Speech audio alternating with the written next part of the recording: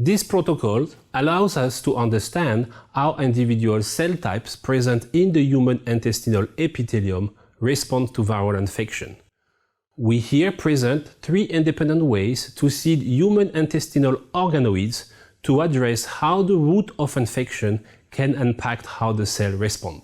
We highlight how to prepare samples for single-cell RNA sequencing, considering the biosafety regulations that need to be respected when working with Category 3 pathogens.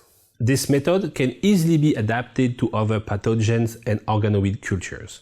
The most important consideration is to ensure that your organoid models are fully differentiated with the chosen seeding method and can support viral infection.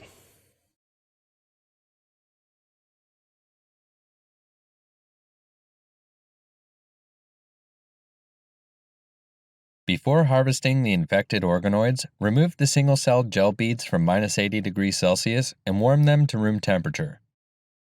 Additionally, equilibrate the RT reagent, reducing agent B and RT enzyme C to room temperature, and resuspend the template switch oligo as described in the manufacturer's instructions.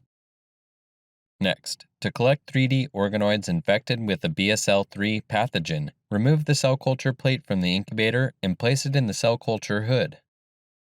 Then, using a P1000 pipette, remove the differentiation media from each well of the 24-well plate, add 500 microliters of ice-cold PBS to each well, and incubate at room temperature for 3 minutes.